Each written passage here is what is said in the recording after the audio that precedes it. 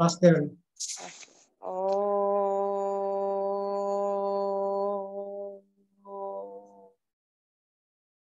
ఓ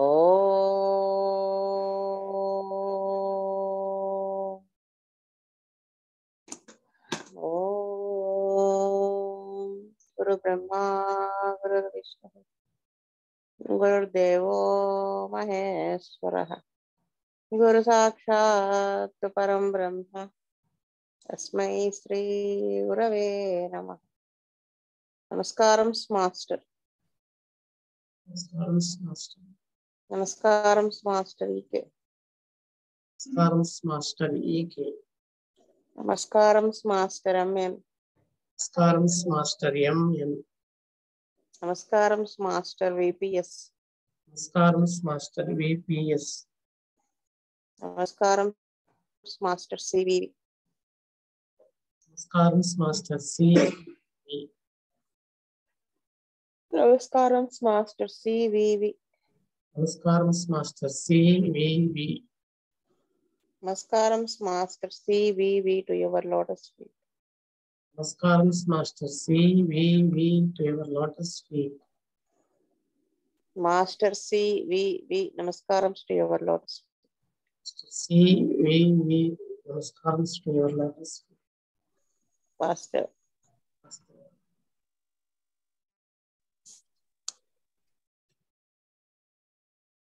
15th page అవుతుంది కదండి. PPT పెట్టలేదే. పెట్టినాను.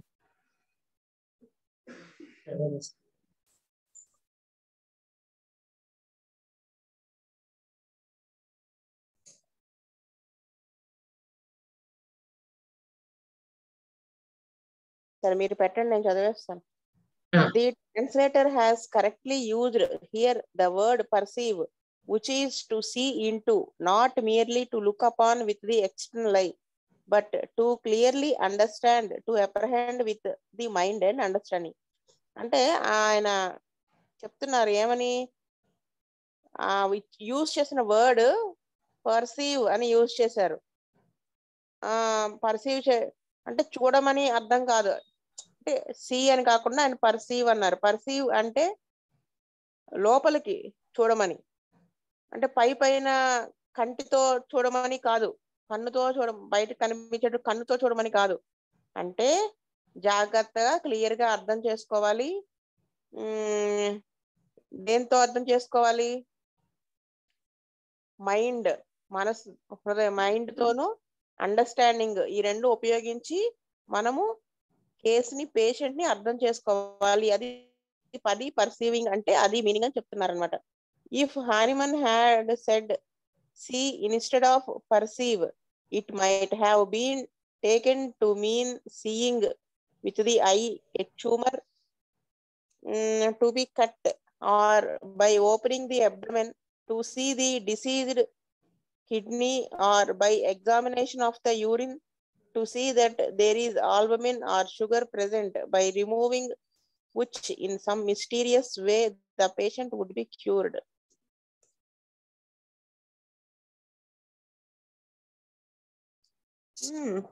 అంటే హానిమన్ గారు ఏం చెప్తున్నారు, పర్సీవ్ అనకుండా సి అని ఉంటే గనక అప్పుడు మీనింగ్ ఏమొచ్చేది, కంటితో చూసేటువంటివి అని వచ్చేది. అంటే కంటితో చూసే ఏమిటి, ట్యూమర్ బయటికి ఏమైనా గ్రోత్ ఉన్నా కానీ ఏదన్నా అంటే అది కట్ చేయాలని,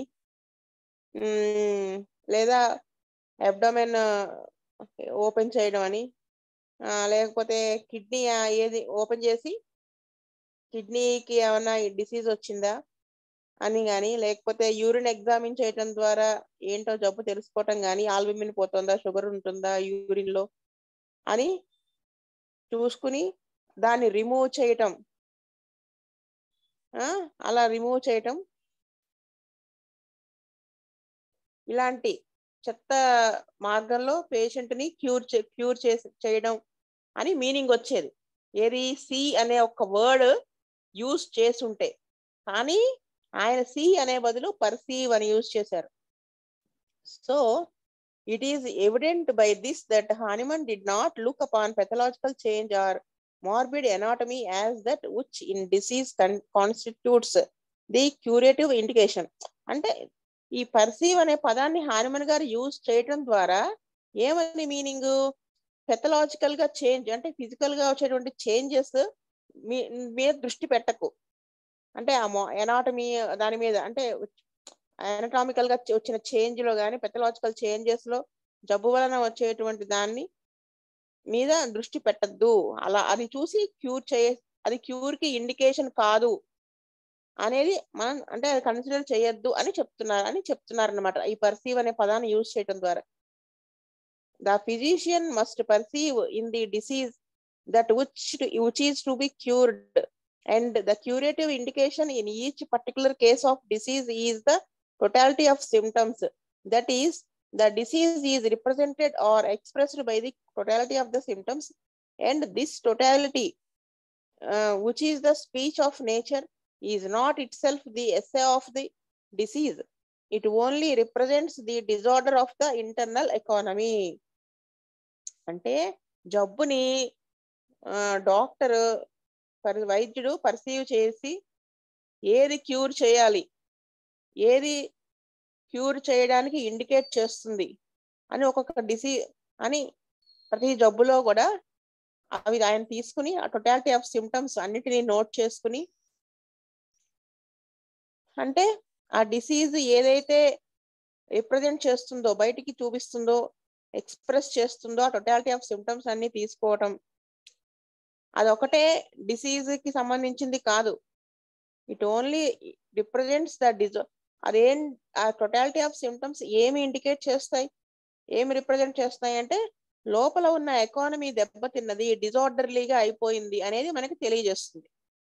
this totality which is really external, a manifestation in the tissues will arrange itself into form to present as it were to the physician the internal disorder. అయితే ఏంటి ఈ టోటాలిటీ అనేది మనకి ఏం తెలియజేస్తుంది, బయటికి ఆ టిష్యూలో చేంజెస్ తీసుకురావటం, వీటి ద్వారా లోపల ఉన్నటువంటి ఎకానమీ దెబ్బతిన్నది, అది డిజార్డర్లీగా ఉన్నది అని ఫిజిషియన్ కి తెలియజేస్తుంది అనమాట. టోటాలిటీ వల్ల అది మనకు తెలుస్తుంది. The first thing to be considered in a case is what are the curative indications in this case. అంటే మనం ఏం కన్సిడర్ చేయాలి ఫస్ట్ కేసులో, మనకి క్యూర్ రావడానికి ఏవి ఇండికేషన్స్, మనం ఏవి తీసుకోవాలి అనేది మనకు తెలియజేస్తుంది. అంటే what science and symptoms call the physicians attention as curative science and symptoms. అంటే ఫిజిషియన్ దేని మీద అటెన్షన్ పే చేయాలి, ఏవి ఏ ఏ సైన్స్ అంటే సిగ్నేచర్స్, అంటే ఏవి సిమ్టమ్స్, మనం ఏమి అబ్జర్వేషన్స్ ని మనము తీసుకుంటే క్యూర్ జరుగుతుంది అనేది మనం తెలుసుకోవాలి అని అడుగుతున్నారు. ఏం తెలుస్తుంది అంటే క్వశ్చన్ కి ఆన్సర్ ఇప్పుడు next. This means not every manifestation is curative indication. వాళ్ళు చెప్పిన ప్రతి చేంజ్ అనేది క్యూరేటివ్ ఇండికేషన్ అయితే, క్యూర్ కి ఇండికేషన్ అయితే కాదు, నివారణకి ఇండికేట్ చేసేది కాదు. The results of the disease occurring in the tissues in chronic diseases such as cancerous changes, tumors, etc. are of such a character that they cannot constitute curative signs. అంటే results of the disease అనేటువంటి tissues లో changes వస్తాయి కదా chronic diseases లో. For example cancer వచ్చినప్పుడు ఆ cancerous changes వస్తాయి కదా, ట్యూమర్స్ అని అవన్నీ ఫామ్ అవ్వటం, అవన్నీ కూడా ఏమి ఇండికేట్ చేస్తాయి, అవి క్యూరేటివ్ సైన్స్ కాదు అనేది తెలుస్తుంది. But those things which are curable, which are capable of change, which can be materially affected by the administration of the remedies, the physician must know they are the curative indications.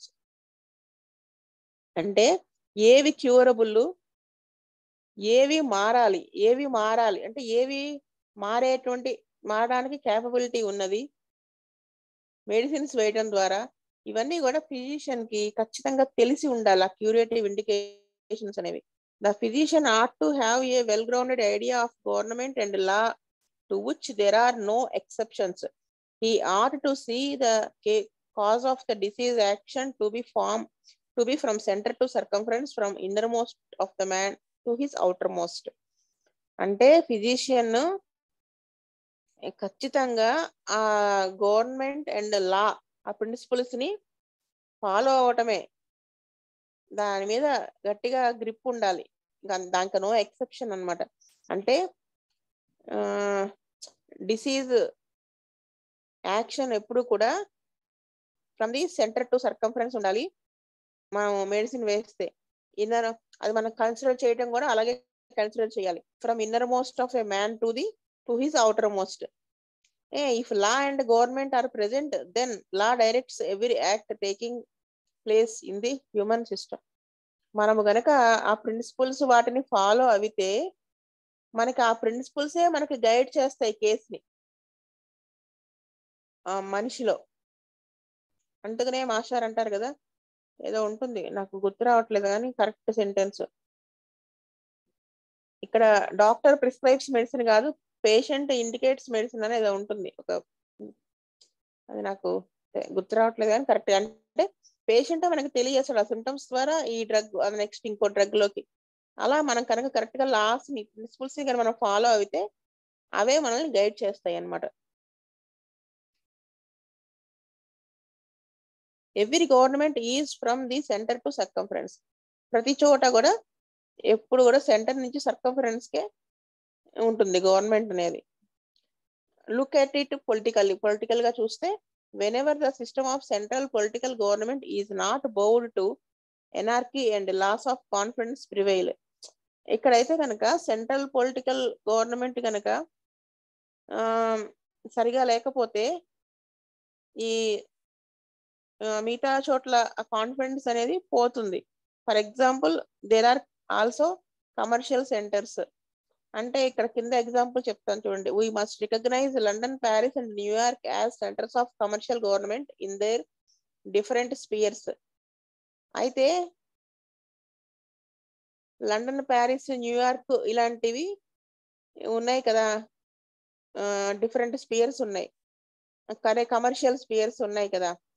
అంటే మనకి ఇండియాలో వచ్చేసి మనకి governor చేసేదేమో Delhi నుంచి కదా పరిపాలన జరుగుతుంది. మన కమర్షియల్ సెంటర్స్ ఏమిటి, ముంబై ఇలా ఉన్నాయి కదా, బెంగళూరు ఇలా. సో కానీ పరిపాలన అనేది ఇవన్నీ కమర్షియల్ సెంటర్స్, కానీ పరిపాలన అనేది ఎక్కడి నుంచి జరుగుతుంది, ఢిల్లీ నుంచే జరుగుతుంది. అది సరిగా ఉండి చేస్తే ఇవి కూడా కరెక్ట్ గా జరుగుతాయి కదా, ఇక్కడ వర్క్స్ కూడా జరుగుతాయి కమర్షియల్ సెంటర్స్ లో కూడా. అలా కాకుండా అలా ఉంటే okay. Even the spider entrenches himself in his web and governs his universe from the centre. సాలి పురుగుని చూస్తే అది మొత్తం అల్లుకుంటుంది కదా, కానీ అది ఎక్కడ ఉంటుంది, ఆ గూడుకి మధ్యలో ఉన్నప్పటికీ కూడా ఆ మొత్తము దాని మీద దానికి గ్రిప్ ఉంటుంది కదా, అక్కడి నుంచే అది గవర్న్ చేస్తుంది కదా సెంటర్ నుంచి. అలాగనమాట. There cannot be two governments, such would lead to confusion. So ఒకటే గవర్నమెంట్ ఉండాలి, పరిపాలించేది ఒకటే అయి ఉండాలి, లేకపోతే కన్ఫ్యూజన్ వస్తుంది. There is but one unit in every standard. ప్రతి దాంట్లో కూడా ఒకటే యూనిట్ ఉండాలి. In man the centre of the government is in the cerebrum and from it every nerve cell is governed. అలాగా మనిషిలో మెయిన్ ఏంటి, సెంటర్ ఆఫ్ ద గవర్నమెంట్ ఎక్కడ ఉంది, సెరెబ్రమ్. అంటే అది బ్రెయిన్ లో ఉంటుంది సెరెబ్రమ్. అక్కడి నుంచే ప్రతి చిన్న నెర్వ్ సెల్ కణం దాకా కూడా అదే గవర్న్ చేస్తూ ఉంటుంది పైనుంచి. From it all actions take place for good or evil, for order or disorder. From it disease begins and from it begins the healing process. అలాగే ఆ సెరెబ్రమ్ నుంచే మంచి గాని చెడు గాని యాక్షన్, లేదా సరైన ఆర్డర్ గాని డిజార్డర్ గాని, జబ్బు మొదలవటం గాని, లేకపోతే జబ్బు హీల్ అవటం గాని, ఏదైనా అక్కడి నుంచి సెరెబ్రమ్ నుంచే జరగాలన్నమాట. It is not from the external things that man becomes sick, not from bacteria nor environment, but from causes in himself. అంటే బయట కారణాల వల్ల మనిషి సిక్ అవటం అనేది ఉండదు. అంటే బ్యాక్టీరియా వల్ల కానీ, వైరస్ అని కానీ, ఎన్విరాన్మెంట్ వల్ల కానీ, అలా కాదు. వాళ్ళు ఆ కాజేషన్ అనేది వాడిలోనే ఉంటుంది అని చెప్తున్నారు.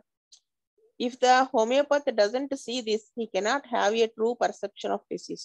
ఇది గనక తెలుసుకోకపోతే, ఇలా చూడకపోతే హోమియోపతి డాక్టర్ కరెక్ట్ గా కేసుని పర్సీవ్ చేయలేకపోతాడు అనమాట. So disorder in the vital economy is the primary state of affairs and this disorder manifests itself by signs and symptoms. ఈ డిజార్డర్ అనేది ఎక్కడ ఉంటుంది? ఫస్ట్ ప్రైమరీగా ఎక్కడ ఉంటుంది? వైటాలిటీ దగ్గర ఉంటుంది, వైటల్ ఎకానమీ, వైటల్ ఫోర్స్ దగ్గర ఉంటుంది.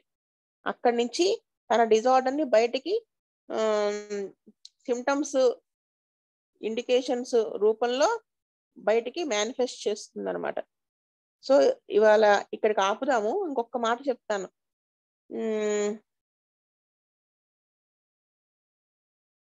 ఇక్కడ మాస్టర్ గా మనకి ఎంత పర్సీవ్ అనే పదానికి ఆయన ఎంత డీటెయిల్డ్ గా ఇచ్చారో చూడండి కదా. ఎంత అంటే మనం ఏదో చదువుకుంటా వెళ్ళిపోతాం, కానీ కెంట ఫిలాసఫీ చదివితే హానిమన్ గారు ఈ వర్డ్ ఎందుకు యూజ్ చేశారు అంటే నాకు ఇది ఏం గుర్తొస్తుందంటే, బాబా గారిని ఒక భక్తుడు పరిప్రశ్న, భగవద్గీత శ్లోకం చదువుతారు కదా ఆయన, పరిప్రశ్న అంటే ఏమిటని బాబా గారు అడిగితే, ప్రశ్నించడం అంటే మరి అలాంటప్పుడు ప్రశ్నించడం అని వేయొచ్చు కదా, పరిప్రశ్న అని ఎందుకు వేశారంటే బాబా మీనింగ్ చెప్తారు కదా. అలాగా అలా ఉంది అంటే ఆ చిన్న వర్డ్ కి ఎంత మీనింగ్ చూడండి. అదన్నమాట విషయం. స్వస్తి ప్రజాభ్యః పరిపాలయంతాం న్యాయేన మార్గేణ మహీమహీ గోబ్రాహ్మణేభ్యః శుభమస్తు నిత్యం. లోకా సమస్తా సుఖినో భవంతు. లోకా సమస్తా సుఖినో భవంతు. లోకా సమస్తా సుఖినో భవంతు. ఓం శాంతి శాంతి శాంతి. వాసుదేవ వాసుదేవ.